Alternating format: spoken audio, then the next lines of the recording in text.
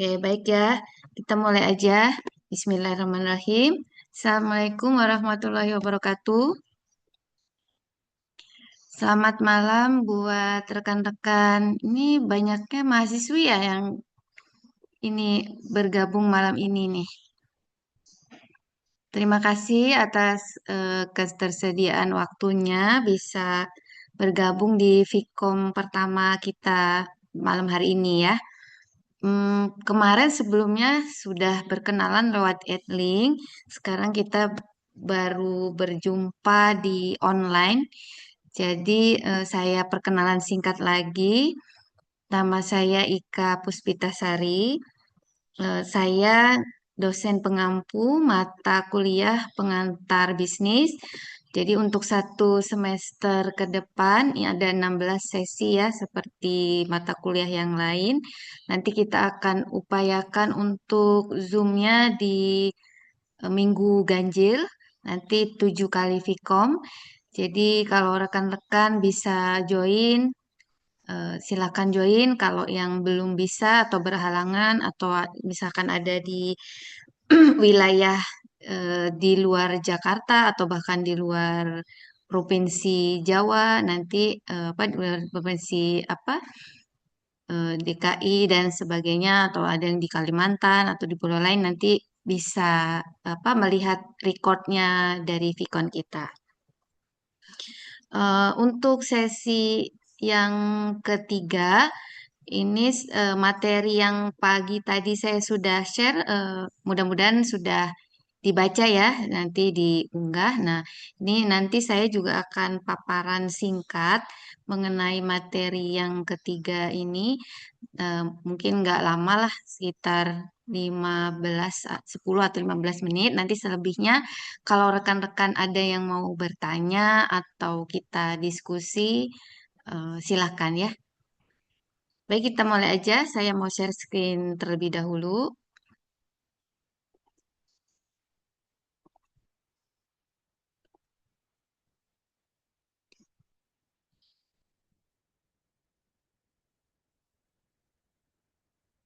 Sudah terlihat ya, teman-teman? Ya, Ibu sudah. Sudah, Ibu. Ya, Oke, Ibu.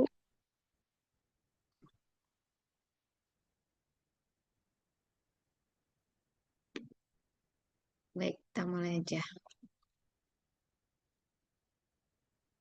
Materi yang akan saya sampaikan, seperti yang bahan ajar yang tadi pagi sudah saya share, yaitu mengenai kewirausahaan dan UMKM. Sebelumnya saya mau bertanya dulu ke rekan-rekan, mm, sudah familiar ya dengan apa yang dinamakan dengan kewirausahaan? Nah, ini salah satu pengertian yang simpel aja, kewirausahaan itu adalah kemampuan untuk menciptakan sesuatu yang baru dan berbeda melalui tindakan yang inovatif dan kreatif untuk menciptakan peluang. Jadi seorang wirausaha itu dia memiliki pribadi yang tangguh. Dia bisa berdiri di atas kekuatannya sendiri, mengambil keputusan untuk diri sendiri. Dia peka terhadap lingkungan sosial untuk mencapai taraf hidup yang lebih baik, serta dia bisa menentukan tujuan dasar atas pertimbangan sendiri, berani mengambil risiko, dan dia mampu eh, mempunyai mempunyai skill dan potensi untuk apa ya melihat peluang di pasar.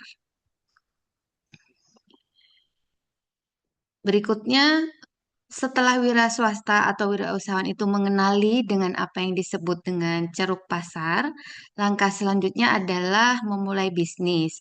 Sebelum memulai bisnis, tentunya seorang wira swastawan itu mempunyai perencanaan atau kalau yang biasa literatur sebut itu disebut dengan business plan. Jadi business plan itu tersendiri terdiri dari dua hal, yaitu mengenai peluang-peluang usaha atau business opportunity dan keunggulan bersaing yang disebut dengan istilah competitive advantage. Setelah mempunyai perencanaan bisnis yang perlu dilakukan oleh wira swastawan juga, yaitu melakukan analisa. Analisa di sini yaitu untuk lebih mengetahui peluang, kekuatan, kelemahan, dan ancaman dengan kompetitor lain. Jadi, misalkan kita punya satu bisnis, eh, misalkan apa ya, yang mudahnya itu garment, garment misalkan kita punya produk hijab nih. Nah, kita mau launching, kita harus tahu dulu nih untuk kompetitor kita tuh dia punya kekuatannya di mana, kelemahannya di mana. Jadi kita bisa mengambil celah dari situ. Nah, analisa yang secara teoritis diajarkan itu yaitu kita sebut dengan analisis SWOT atau strength, weakness, opportunity, dan threat. Nah, ini yang dinamakan business plan. Jadi, business plan ini sendiri terdiri dari tiga bagian. Yang pertama adalah ringkasan eksekutif. Ringkasan eksekutif itu di dalamnya itu terdiri dari eh, semua aspek usaha dijelaskan seperti sumber daya manusia, aspek marketing, Akhirnya habis, Mas. produksi, keuangan, dan contingency plan. Jadi seorang wira swastawan atau wirausahawan, selain dia menentukan semua aspek, dia juga harus punya rencana jangka panjang dari usaha dia. Berikutnya uraian umum aspek usaha terdiri dari dua komponen. Yang pertama adalah komponen perencanaan strategik. Dia harus menetapkan visi dan misinya, tujuan usahanya dia seperti bagaimana. Dan yang kedua adalah mengenai komponen usaha yang terdiri dari target pasarnya, bagaimana dia mau meluncing atau memasarkan produknya itu untuk kalangan apa, untuk siapa maksudnya. Kemudian mengenai produknya, berapa harga yang dia tentukan, jenis produknya seperti apa, promosinya bagaimana, dan dia sudah tahu untuk lokasi dari usahanya itu, kemudian dekorasi usahanya, tim manajemennya, dan juga badan usaha yang akan dibentuk. Dan yang terakhir, setelah uh, ada uraian aspek usaha, dilakukan juga analisis fungsi-fungsi usaha. Seperti yang sudah disebutkan tadi, fungsi usahanya seperti marketing, produksi, sumber daya manusia, keuangan, dan mengenai akuntansi. Setelah dianalisis, maka akan dituangkan menjadi perencanaan dari fungsi usahanya.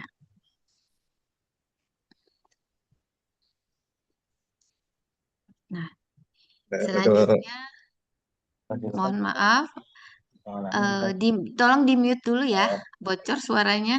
saya yang tadi terus main yang semalam main makan Mas. Iya makan di kamar. Hah? Kamar Halo, Mas Sunadi, tolong di mute dulu ya, ambil online. Bu, bocor suaranya. ya maaf Ibu. Ya, oke, kita lanjutkan lagi.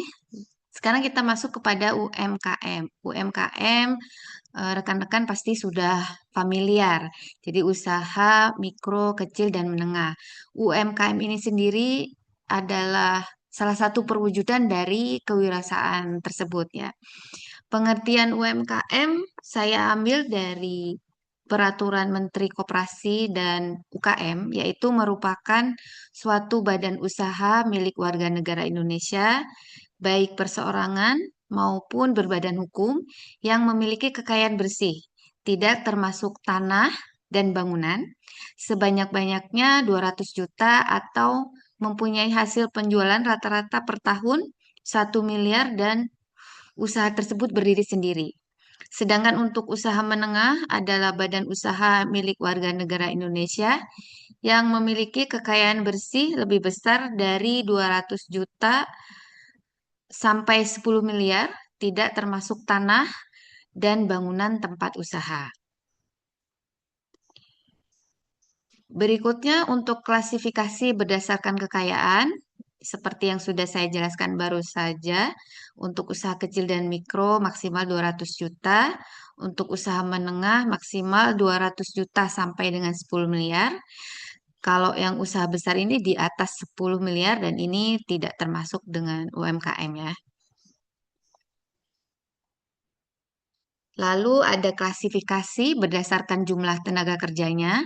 Untuk usaha kecil dan mikro biasanya 1 sampai 4 orang tenaga kerja.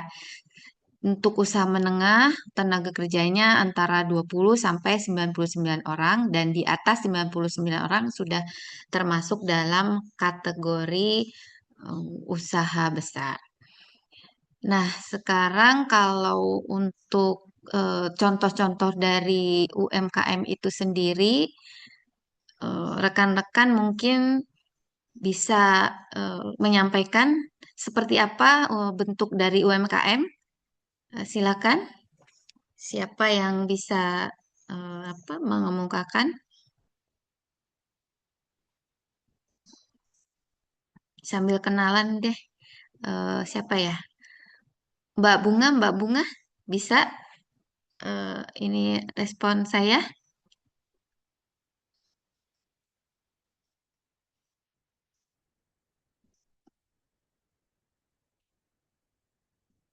atau siapa yang bisa tolong untuk contoh bentuk-bentuk UMKM, saya yakin rekan-rekan sudah familiar lah pasti. Biar interaktif kitanya sambil berkenalan.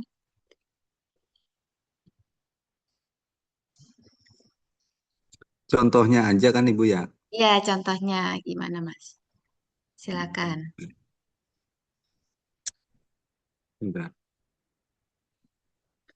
Selamat malam Ibu. Assalamualaikum Ya, malam. warahmatullahi wabarakatuh. Waalaikumsalam warahmatullahi wabarakatuh. Kenalin Ibu, nama saya Sunadi Ibu.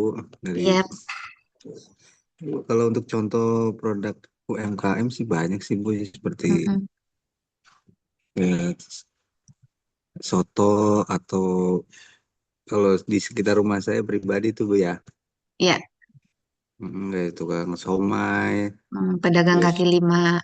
betul itu Bu. Ya, banyak sih sebetulnya di ini ya di seputaran kita kalau UMKM itu memang jadi kayak perbengkelan, peternakan, usaha rumah tangga juga biasanya ibu-ibu rumah tangga tuh catering apa segala macam dan dia termasuk kan. Kalau online itu termasuk nggak itu Bu? Kalau oh iya, kalau di online seperti apa ya orang dia usaha punya bisnis di Instagram, di TikTok seperti itu dia termasuk dengan UMKM sih. Nah, kan Hmm, karena berdasarkan klasifikasi yang tadi disebutkan dari segi kekayaan dan omset kan itu tadi dia maksimal sampai 10 miliar itu masih masuk dalam kategori UMKM. baik Ibu. Ya, terima kasih. Ini sih ada Ya, yang terima kasih di Bu. chat ini siapa ya? Oh iya iya nggak apa-apa. Mbak Bunga masih di tempat kerja ya. Ibu, Kalau saya izin untuk masih sambil kerja juga Ibu, maaf. oh gitu, iya nggak apa-apa. Mm-mm. Apa? Terima kasih udah bisa join. Iya Bu. Untuk ada yang bertanya untuk toko kelontong termasuk iya. Kalau itu kan termasuk pedagang kaki lima ya, dia termasuk dengan UMKM juga. Baik, saya lanjutkan kembali.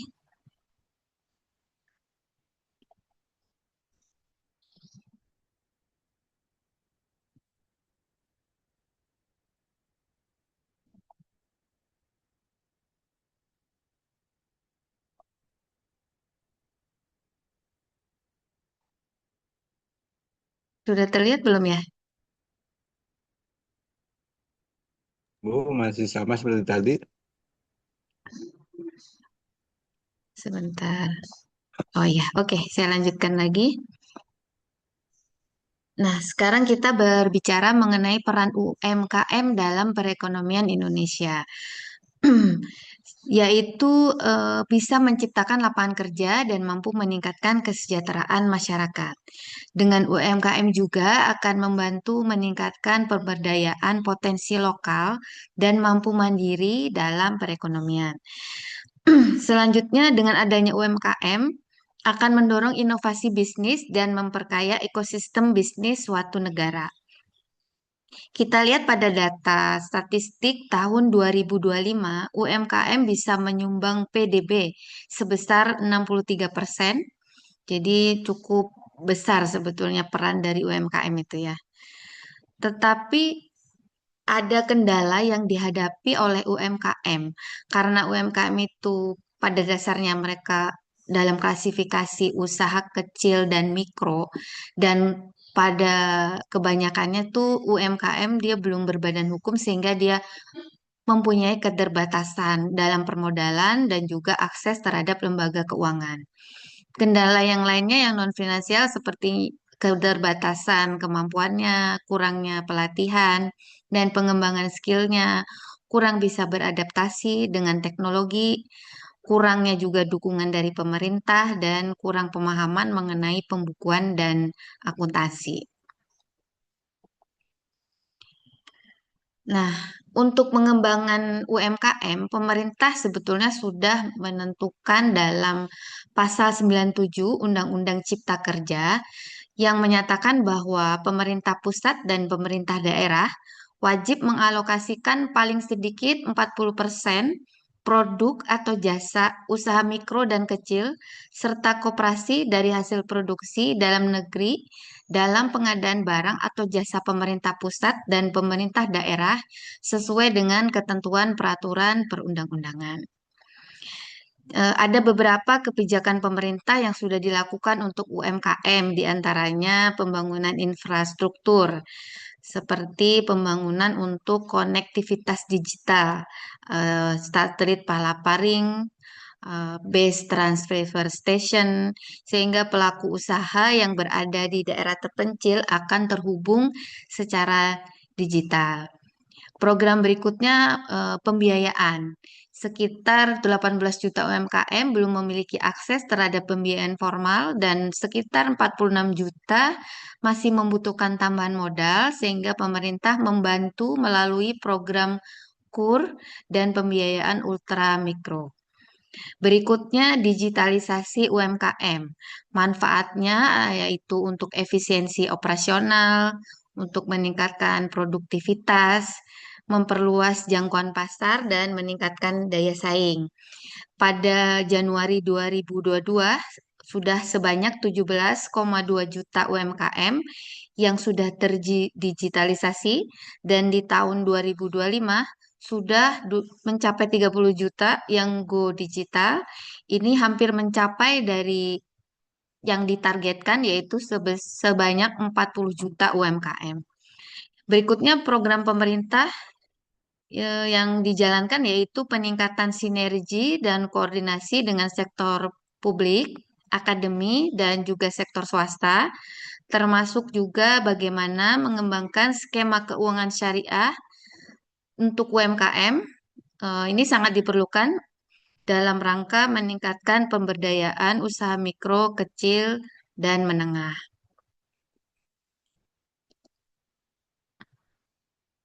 Baik ya, paparan singkat dari saya ini saja. Selebihnya kita bisa berdiskusi. Silakan kalau rekan-rekan ada yang mau bertanya atau kita berdiskusi tentang materi kewirausahaan, dipersilakan.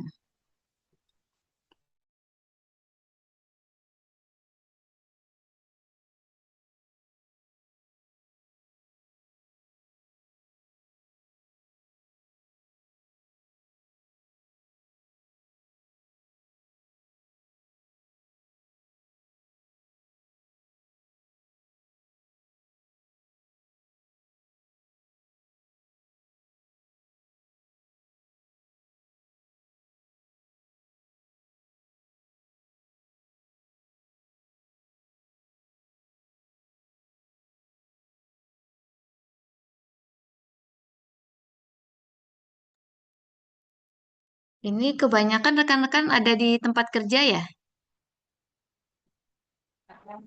Betul Ibu. Oh, Iya maaf Ibu. iya nggak apa-apa. Ya, memang kalau apa PJJ kan kita memang harus fleksibel ya. Paling tidak bisa inilah apa tetap mengikuti materi, Betul, Bu. ya Nyimak sih, Bu. PPT, menyimak ya. Iya, Silakan betul. kalau misalkan ada yang mau didiskusikan.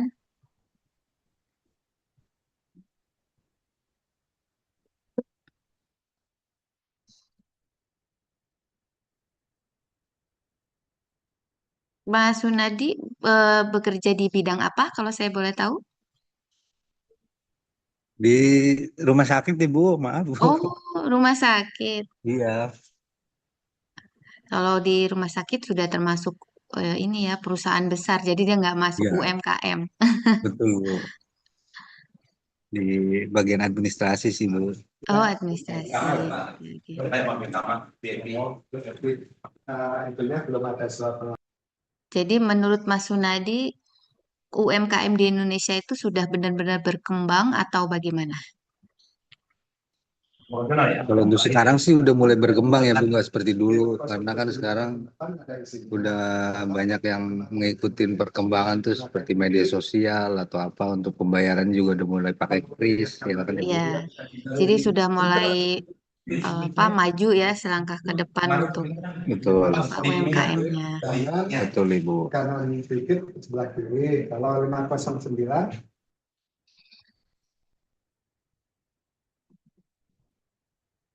Teman-teman yang lain bagaimana?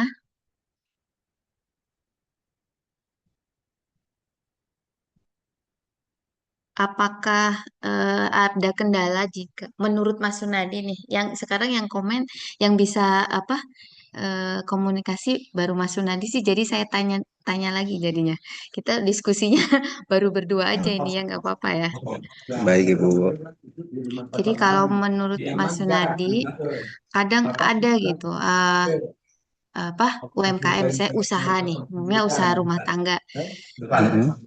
itu tuh kadang susah dia untuk berkembang gitu, susah untuk memasarkan produknya. Nah, itu tuh menurut Mas Sunadi yang harus diperbaiki dari mereka apa ya? Kalau mau berkembangnya sih menurut menurut Adi sih, Bu, mungkin penjualannya atau mungkin kualitas yang produk yang dijualnya kali, Bu. Jadi susah Hmm, mendapatkan pelanggan. ya, iya. Ya, Pemasarannya juga mungkin ya, marketingnya. Ya karena itu betul. sih tadi ada beberapa kendala dari apa UMKM tuh kayak semacam kadang-kadang kalau usaha rumah tangga itu dia kurang apa ya kurang paham target pasarnya dia kemana, Betul, jadi orang betul, Ibu. biasanya tuh pokoknya menjual aja gitu, Ya, jadi asal eh, jual aja, Bu. ya asal jual aja, jadi kalau misalkan ada apa ada yang tahu ya dia tahu, kalau enggak jadi kan marketingnya jadi kurang apa ya kurang strateginya tuh kurang dapat gitu ya, jadi mereka Betul, betul. agak kesusahan. Makanya sekarang tuh kan di pemerintah juga ada kayak di kecamatan atau di apa kelurahan suka ada gitu program pelatihan untuk UMKM gitu. Ya, Bu, Biasanya itu betul. tuh menunjang sih ya untuk apa Betul, perkembangan usaha kecil dan mikro. Oh, betul, ini ada Ibu. yang bertanya nih. Izin bertanya Ibu, dari siapa? Mbak Anissa ya? Oke, saya baca dulu ya. Izin bertanya Bu, kalau ada UMKM yang punya franchise, apakah masih dikategorikan UMKM? Oh iya, kita lihat dulu ya, Mbak. Kalau UM kan tadi ada klasifikasi dari kekayaan atau omsetnya ya. Jadi s- jika dia masih masuk ke dalam range maksimal 10 miliar nih kekayaannya, walaupun dia sudah punya franchise atau cabang di mana-mana, itu masih dikategorikan UMKM. Tapi kalau dia omsetnya sudah di atas 10 miliar, itu sudah masuk ke dalam usaha besar gitu. Lalu Mbak Serika bertanya, kira-kira bisnis kewirausahaan yang berjangka panjang apa saja Bu untuk online? Nah, ini siapa nih yang bisa bantu saya untuk jawab nih? Banyak sih ya kalau untuk berjangka panjang itu, kalau saya kebetulan belum pernah berwirausaha ya, tapi melihat apa fenomena yang terjadi di apa di internet, di media sosial, biasanya itu yang berjangka panjang itu yang tidak FOMO.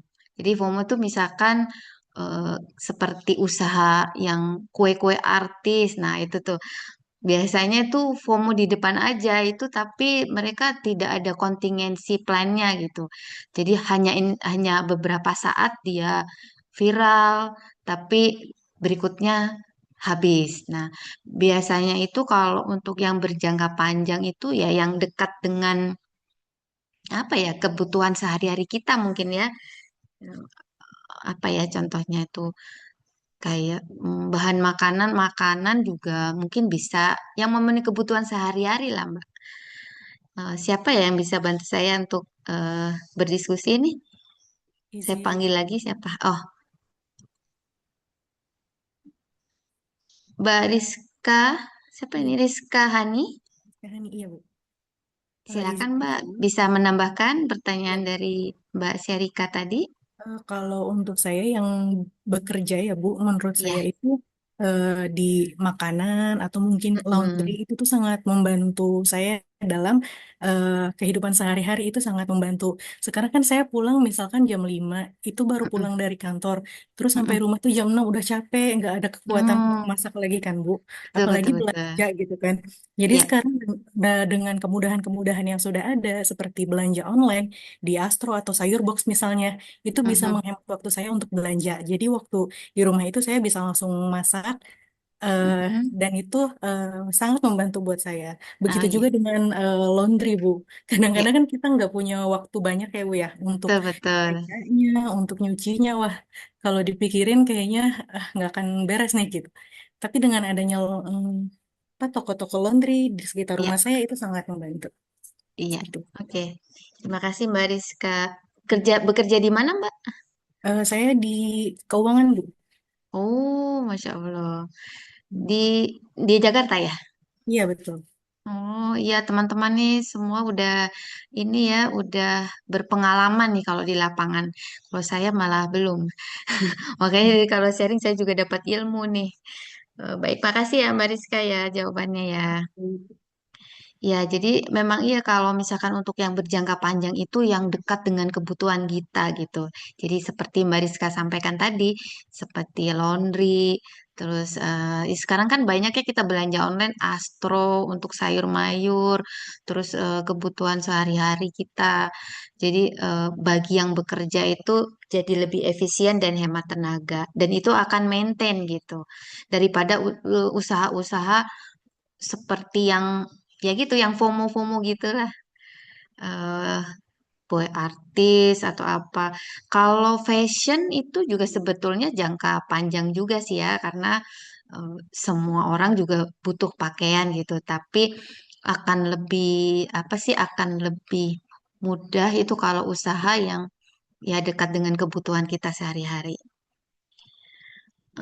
Selanjutnya ini dari Mbak Anissa. Apakah warung kecil-kecilan seperti berjualan makanan ringan, gorengan, mie sup itu termasuk UMKM? Iya, termasuk, Mbak. Kan tadi ada klasifikasi dari karyawan juga ya. Kalau berjualan kecil-kecilan kan jumlah tenaga kerjanya kan satu orang minimal kita sendiri ya. Itu juga termasuk UMKM. Jadi UMKM itu memang apa ya sangat dekat dengan diri kita sendiri gitu. Jadi dia termasuk. Dari Mbak Firda, izin bertanya Bu, kalau kita sudah analisis SWOT dan ngerasa peluang usaha bagus, tapi modal masih terbatas, langkah awal yang paling realistis buat mulai bisnis itu apa ya Bu? Jadi begini, eh, memang kalau untuk memulai usaha yang mikro ya, semuanya kalau itu kan modal terbatas ya. Tetap aja kita memulai dari modal yang kita punya dulu. Jadi saya ada pengalaman ya teman saya kebetulan dia juga punya usaha rumah tangga gitu dia sendiri. Jadi dia kebetulan dia usahanya cooker, jadi bisnis kue kering. Jadi dia itu caranya, dia sudah tahu nih peluang di daerahnya itu untuk cookernya itu eh, bukan yang cooker premium gitu. Jadi justru dia apa segmen pasarnya itu yang sesuai dengan modal dia. Jadi dia dengan modal sedikit, otomatis dia menentukan harga jual dari cookernya itu yang sesuai dengan modalnya. Jadi dia tetap jalan. Jadi kalau misalkan peluang itu sudah ada, kita jalan aja dulu. Jadi dengan memanfaatkan permodalan yang kita punya, ke nanti akan ada pemasukan. Pemasukan dari situ nanti kita akan apa melakukan pencatatan ya pencatatan keuangan. Jadi di situ kita tahu progres dari usaha kita seperti apa. Nanti ada hasilnya, kita tambahkan modal dari situ. Nah, sekarang juga kan program pemerintah yang tadi itu yang saya sudah sampaikan kan ada pembiayaan, Mbak. Jadi teman saya juga begitu waktu itu. Jadi dia ikut dari biasanya dari pemerintah di dekat dia gitu, di kelurahannya itu suka ada penyaluran dana atau pembiayaan dari KUR. Jadi memang khusus untuk usaha kecil. Nah, itu dibantu dari situ sehingga tidak ada apa ya? Sekarang itu tidak ada batasan. Misalkan dia sudah ada peluang pasar, terus karena permodalan sedikit dia nggak bisa menjalankan apa bisnisnya itu tidak. Saya rasa sekarang tuh bisa. Jadi dengan modal yang terbatas kita jalan aja, kita apa pelan-pelan dengan permodalan yang kita punya kita sesuaikan. Nah nanti ada progresnya kita juga bisa ikut program seperti KUR atau apa kredit kredit mikro seperti itu.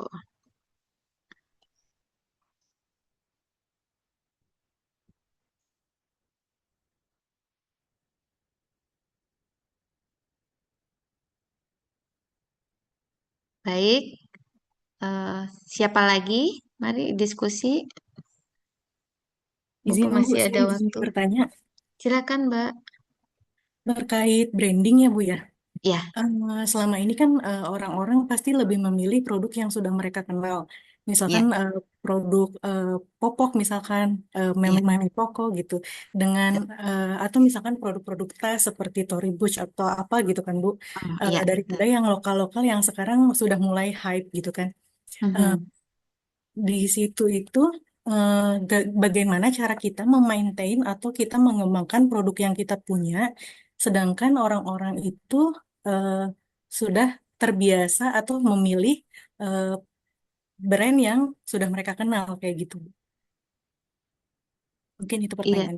Oh ya, baik. Makasih pertanyaan Mbak Rizka.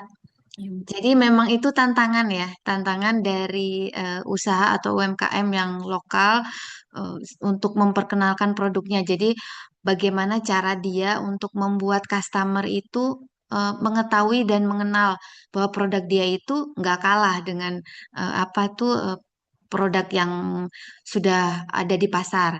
Jadi brand awareness-nya, jadi pengetahuan tentang produknya itu yang apa itu yang harus ditingkatkan.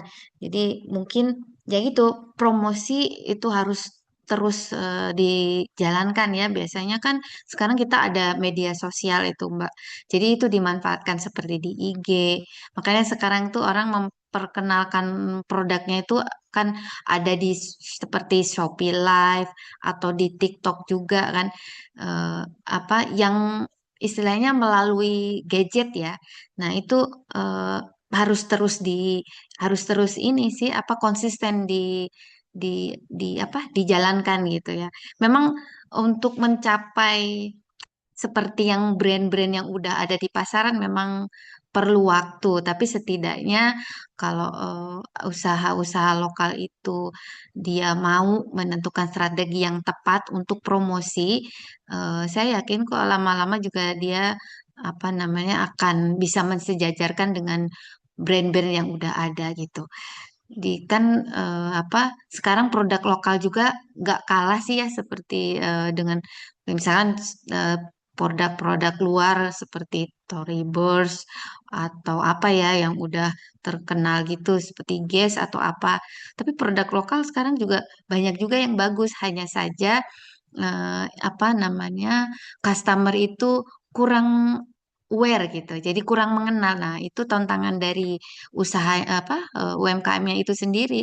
Dia memang harus menentukan strateginya untuk memperkenalkan produknya ya. Jadi seperti yang ada sekarang tuh ada banyak media kan untuk kita memperkenalkan produk. Kalau misalkan kita memakai apa selebgram untuk endorse juga kan itu biayanya tinggi ya. Sementara kalau untuk UMKM kan masih terbatas. Jadi salah satu cara yang lebih mudah ya melalui media sosial itu. Mungkin begitu ya Mbak Rizka. Baik, terima kasih, Bu. Ya, sama-sama. Teman-teman yang lain yang bisa menambahkan silakan.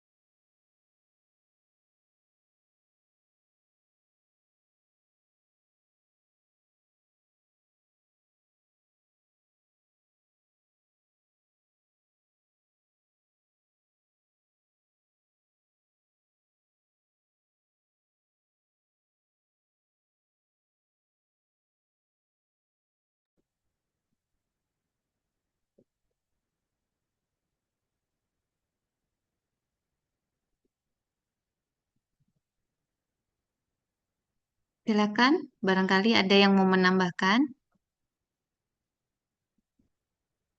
atau ada pertanyaan lain.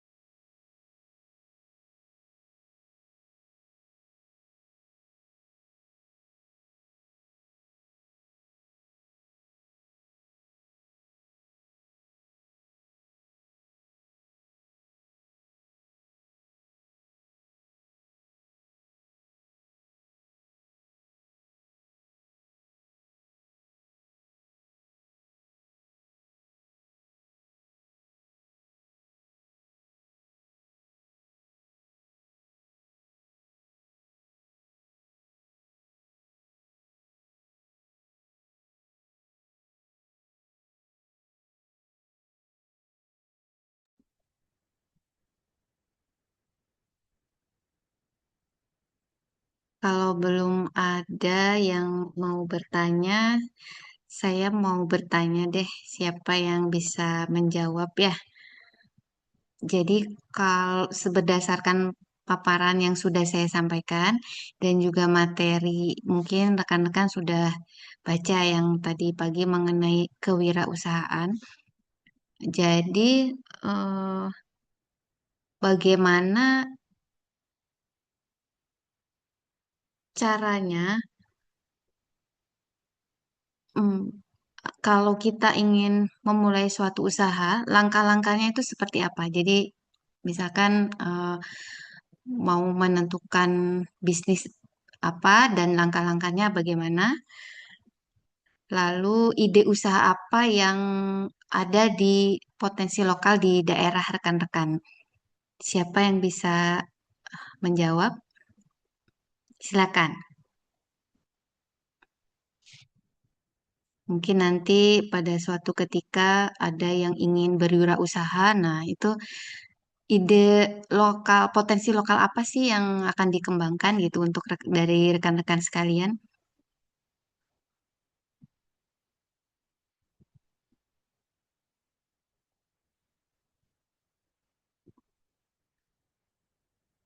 Silakan.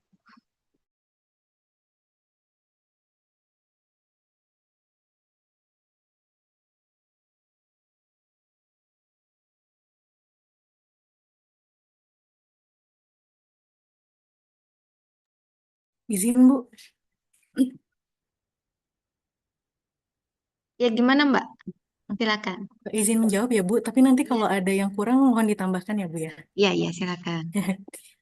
Kalau menurut saya, langkah-langkah yang harus kita lakukan sebelum memulai usaha, yang pertama itu karena kita harus menentukan dulu ide usahanya. Ya, Misalkan apa sih yang kita suka atau yang kita rasa paling kita butuhkan dan orang lain juga butuhkan. ya, Kemudian juga kita memperkirakan modal yang kita punya kan, Bu. iya, siap. Betul. Kemudian yang kedua kita harus melakukan riset pasar dulu, Bu. Ya, Misalkan kita target pembelinya itu siapa? Misalkan mahasiswi kah? Atau ibu rumah tangga kah? Atau mungkin pekerja kantoran seperti itu. Nah, kita bisa riset sederhana itu bisa kita lakukan melalui media sosial. Misalkan biasanya kan orang ada ini ya Bu ya, polling-polling kayak gitu. ya, betul. Atau kita juga bisa lakukan survei sederhana seperti itu. Kemudian yang ketiga, kita juga harus menentukan keunikan produk yang kita punya. Atau misalkan kompetitor kita nggak punya ini nih, kita Ya, harus adain sesuatu yang unik yang nggak dipunyai sama kompetitor kita. Misalkan harga produk kita disetting lebih terjangkau, apakah kualitasnya yang lebih premium, atau betul. misalkan unik dengan handmade seperti itu, atau lebih praktis kayak gitu, Bu. Ya, Kemudian selanjutnya kita mulai dulu dari skala yang kecil. Kita produksi dulu dalam jumlah yang sedikit, kemudian tes ke teman sama keluarga, cocok atau enggak, minta feedbacknya dari mereka, apa yang harus ditambahkan, apa yang masih kurang, atau eh, apa yang bisa dikembangkan dari produk yang kita punya. Nah, kemudian yang selanjutnya membangun branding seperti ya, nama usahanya, Bu, atau logonya, kemasannya yang unik dan eye-catching seperti itu. Kita ya, bisa gunakan Canva untuk desain seperti itu, dan untuk promosinya kita bisa lakukan di Instagram seperti ya, itu. ya, ya, Kemudian yang selanjutnya adalah mulai jualan. Kita bisa mulai kecil-kecilan dulu seperti kita jualan di CFD, pakai stand meja seperti itu, atau kita lakukan di mobil kita, kayak gitu, Bu. Kemudian yang selanjutnya promosi. Nah, promosi ini udah ke level selanjutnya ya Bu ya. Kalau kita ya, udah merasa oh produk kita disukai orang nih, berarti kita lakukan promosi lebih besar seperti membuat konten mungkin atau foto atau video produk. Kemudian kita minta feedback dan testimoni dari pelanggan yang udah pernah nyoba produk yang kita punya. Kemudian juga bisa memberikan diskon atau promosi di awal pembukaan. Atau kita juga bisa membuat cerita di balik produk kita seperti itu. ya, betul. Baik, Betul Mbak, itu langkah-langkahnya memang seperti itu ya, tepat. Itu pengalaman saya sendiri dulu pribadi juga gitu. Jadi saya tuh dulu pernah pingin buka usaha ya kecil-kecilan dulu gitu. Jadi makanan kan, kalau sekarang tuh yang paling mudah itu memang makanan ya. Jadi kita memang harus istilahnya kasarnya itu R&D dulu gitu. Kalau nguji hasil apa buatan kita itu ke keluarga, ke ke teman terdekat seperti itu. Bagaimana pendapat mereka seperti apa. Jadi kan nanti kita tuh oh udah layak untuk jual gitu ya. Jadi nah itu tuh saya juga sudah merancang seperti itu. Cuman memang satu sih Mbak. Kalau untuk produk-produk, kalau untuk mau memulai usaha, intinya kita berjualan ya. Itu tuh kemampuan menjual. Nah, itu tuh memang utama ya. Itu saya ngalamin sendiri. Jadi kadang orang tuh bisa membuat produk, tapi dia tidak bisa kurang punya skill untuk menjual. Nah, itu makanya yang harus di diberikan skill juga itu kemampuan menjual. Jadi ya di samping seperti yang udah Mbak Rizka tadi sampaikan, jadi promosi, pas itu kita dari terdekat dulu. Jadi apa yang disebut sebagai warm itu ya, apa itu kayak dari mulut ke mulut tuh. Nah, itu ini itu promosi yang paling mudah, paling gampang dan paling murah. Jadi istilahnya itu kalau bahasa marketingnya itu eh, warm ya. Jadi eh, apa? Sebentar, istilahnya itu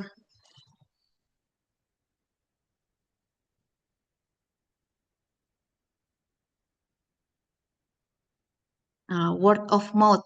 Jadi apa? Dari mulut ke mulut. Jadi suatu usaha kecil itu akan bisa berkembang dari itu komentar dari customernya. Jadi warm itu juga harus dimasukkan ke dalam strategi marketingnya juga. Seperti itu.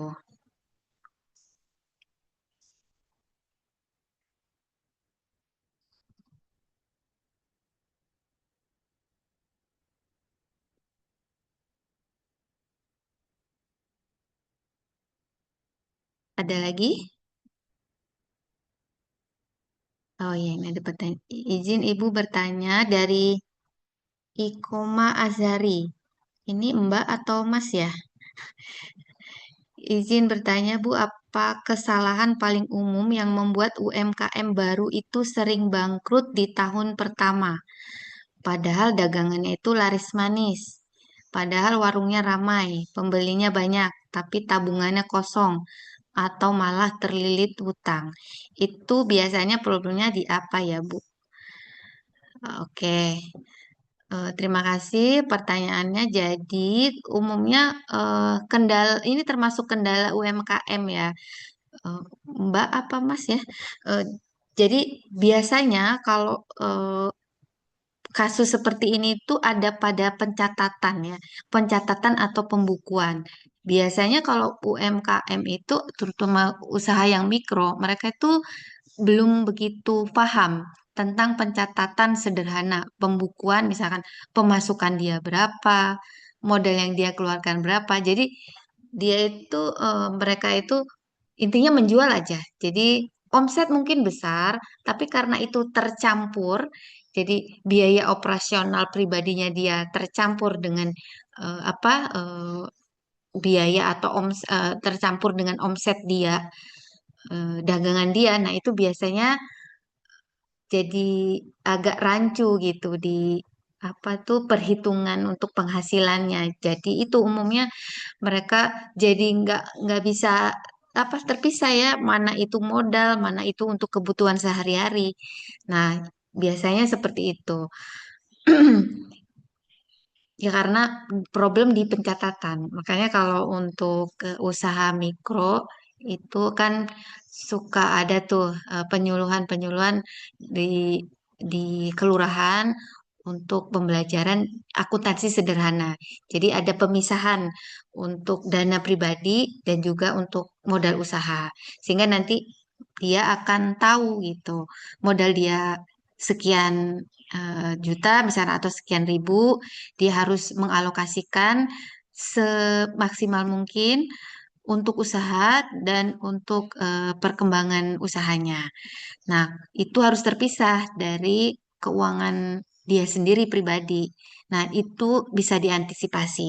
Jadi, masalah itu bisa diantisipasi.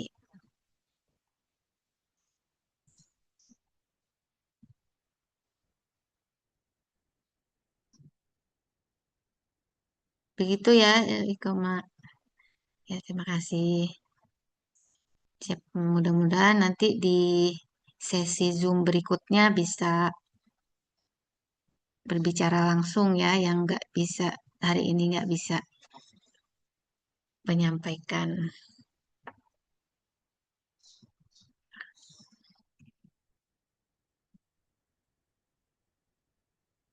Oke, ada lagi?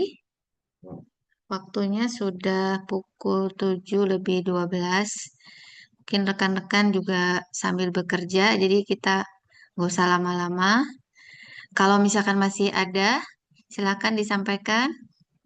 Kalau sudah cukup, nanti kita masuk kepada kesimpulan.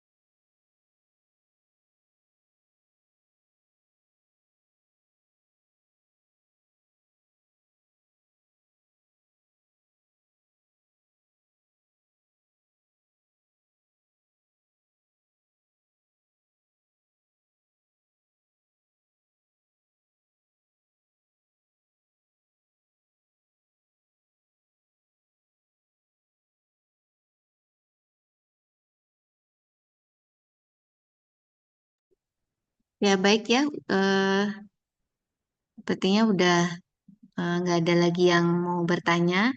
Jadi kesimpulan eh, diskusi kita malam hari ini yaitu bahwa UMKM itu adalah suatu kemampuan dari seorang individu untuk menciptakan sesuatu yang baru secara inovasi dan kreasi sehingga ia bisa mendapatkan peluang baru untuk meningkatkan kesejahteraan dirinya sendiri dan masyarakat pada umumnya. Selain itu, untuk memulai suatu bisnis, kita juga harus mempunyai planning. Jadi, planning itu terdiri dari apa peluang-peluang usahanya dan kompetitif advantage-nya seperti apa. Jadi, sebelum memulai usaha, kita harus merancang yang disebut dengan business plan, yang business plan itulah yang digunakan sebagai acuan nanti wira swasta atau wira usaha itu untuk menjalankan bisnisnya. Dan kita juga tahu di Indonesia itu banyak sekali UMKM dan ternyata berdasarkan data UMKM itulah yang paling besar menyumbang produk domestik bruto di perekonomian Indonesia. Jadi pemerintah juga sudah memberikan jalan atau memberikan apa menciptakan sebuah program untuk meningkatkan dan mengembangkan UMKM itu sendiri. Begitu kesimpulan diskusi dan Zoom kita malam hari ini ya. Terima kasih rekan-rekan yang sudah join. Terima kasih atas waktunya. Semoga tetap semangat ya sambil bekerja dan tetap kuliah itu saya sangat eh, salut. Jarang orang yang bisa apa ya menyisakan apa ya meinikan membagi waktunya dengan kuliah masih tetap belajar. Semoga ilmunya nanti akan makin berkembang. Terima kasih ya rekan-rekan untuk join Zoom malam hari ini. Insya Allah nanti kita bertemu di sesi yang kelima. Baik, saya akhiri Zoom kita malam hari ini. Jika ada pertanyaan lebih lanjut, bisa dicatat, disampaikan di Adlink ya. Terima kasih ya. Selamat malam. Assalamualaikum warahmatullahi wabarakatuh. Waalaikumsalam. Terima kasih, Bu. Waalaikumsalam. Ya, Waalaikumsalam. Terima kasih sama-sama. banyak, Ibu. Sama-sama.